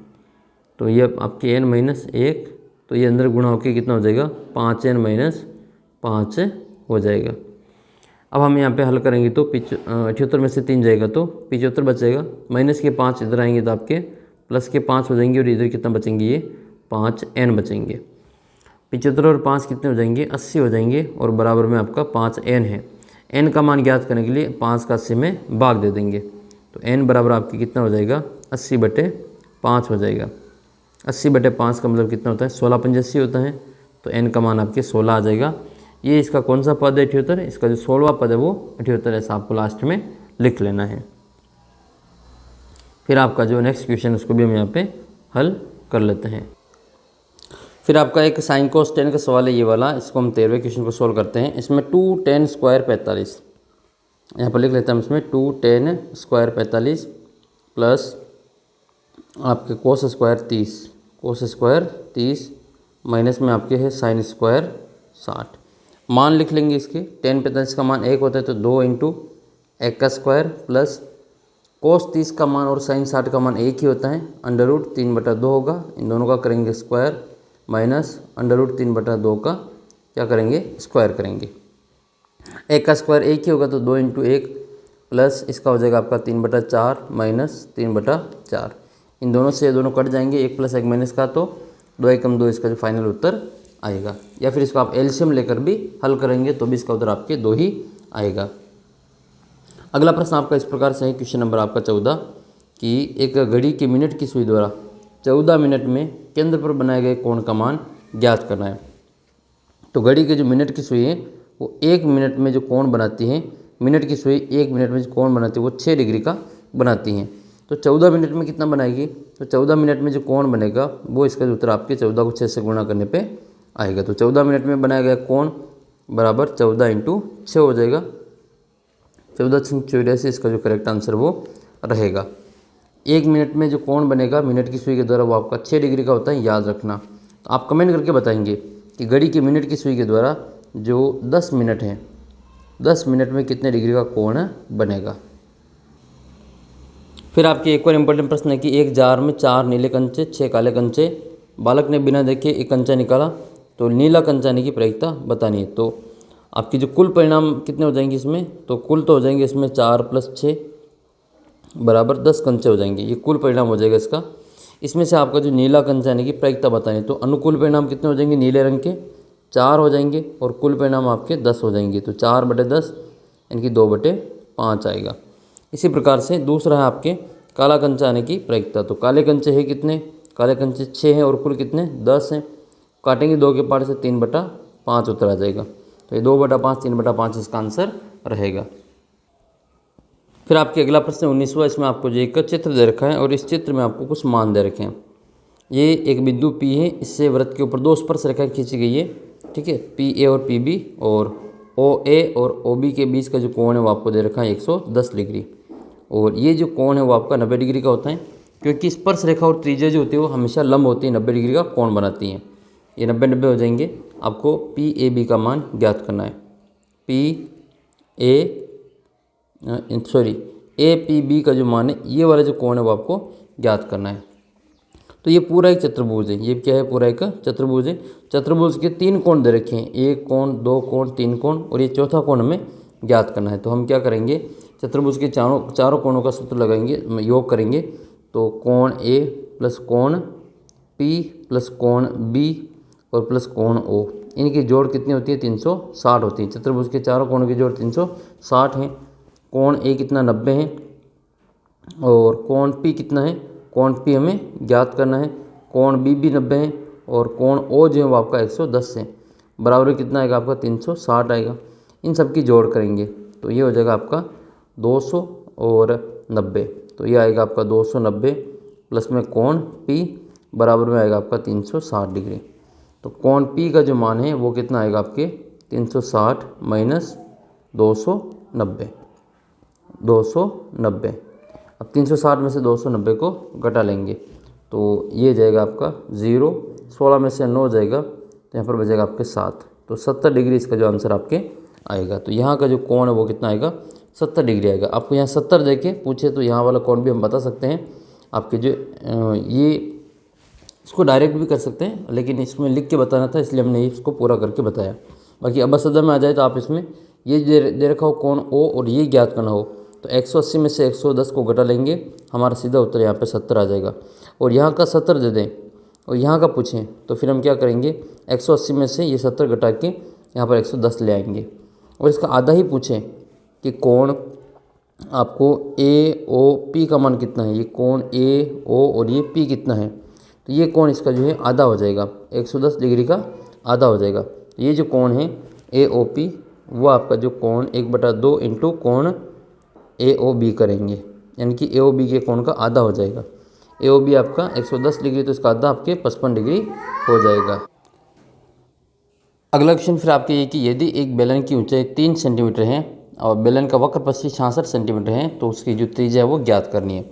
तो ये कर्व सरफेस एरिया है आपकी जो CA से दे रखा है। तो बेलन का जो वक्रपथी क्षेत्रफल होता है वो क्या होता है 2πRh होता है। तो बेलन का जो वक्रपथी क्षेत्रफल लगाएंगे, वक्रपथीय क्षेत्रफल ये कितना होता है वो 2πRh होता है। ये 2πRh हो जाएगा। और इसमें कितना दे रखा है आपको 66 दे रखा है, 2 × पाई का मान 22/7 इंटू R का मान कितना है 3 है, और h का मान कितना है, h का जो मान वो हमें, अच्छा h का मान आपको जो इसमें दे रखा है 3 है, और r का मान हमें ज्ञात करना है। तो हम r का मान ज्ञात करने के लिए बाकी सबको यहाँ से हटाएंगे। तो r बराबर ये हो जाएगा 66, और ये गुणा वाले भाग में चले जाएंगे और भाग वाले गुणा में। तो 66 × 7 और बटे में आएगा आपका 2 × 22 × 3। तो ये कट जाएगा, ये 22 के पारे से ये जो हमारा 66 है वो आपके 3 बार कट जाएगा, और 3 से 3 कट जाएगा। तो r का जो मान है वो आपके 7/2 आएगा, यानी 3.5 आएगा। तो इस प्रकार से आपको जो अपना r का मान है वो निकालना है। नेक्स्ट क्वेश्चन की ओर बढ़ते हैं। अगला प्रश्न है कि एक पासे को एक बार फेंका जाता है, निम्न को प्राप्त करने की प्रायिकता ज्ञात कीजिए। एक अभाज्य संख्या, तो अभाज्य संख्या क्या होती है, 2, 3 और 5। अनुकूल परिणाम कितने हो जाएंगे, 3 हो जाएंगे, और इसके जो कुल परिणाम वो कितने होंगे, 6 होंगे। 3/6 यानी कि इसका उत्तर आपकी 1/2 आएगा। 2 और 6 के बीच में कोई एक संख्या, तो 2 और 6 के बीच में संख्या क्या होगी, 3 होगी, 4 होगी और 5 होगी। अनुकूल परिणाम कितने आएंगे इसके, 3 और कुल परिणाम 6, वही 3/6 यानी कि 1/2 आएगा। एक विषम संख्या यानी कि 1, 3 और 5, अनुकूल परिणाम कितने हैं, 3 है, कुल परिणाम 6 यानी कि आपके 1/2। तो सभी के उत्तर आपके 1/2 1/2 इस प्रकार से ये आ जाएंगे। एक और ऐसा ही क्वेश्चन है कि एक कक्षा में 10 लड़के 15 लड़कियां हैं, इनमें से एक विद्यार्थी को मॉनिटर चुना जाता है। कक्षा अध्यापक प्रत्येक विद्यार्थी का नाम अलग अलग पर्ची बनाकर डिब्बे में रखती हैं। बिना देखे डिब्बे में से एक अच्छी प्रकार से हिला करके एक पर्ची निकाली जाती है। तो ज्ञात कीजिए कि लड़की के मॉनिटर होने की प्रायिकता क्या है और लड़की के मॉनिटर होने की प्रायिकता क्या है। तो कुल कितने विद्यार्थी हो जाएंगे, तो कुल तो परिणाम इसमें आपके 10 + 15 25 हो जाएंगे। तो कुल हो जाएंगे आपके 10 + 15, जो कितना हो जाएगा आपका 25 हो जाएगा।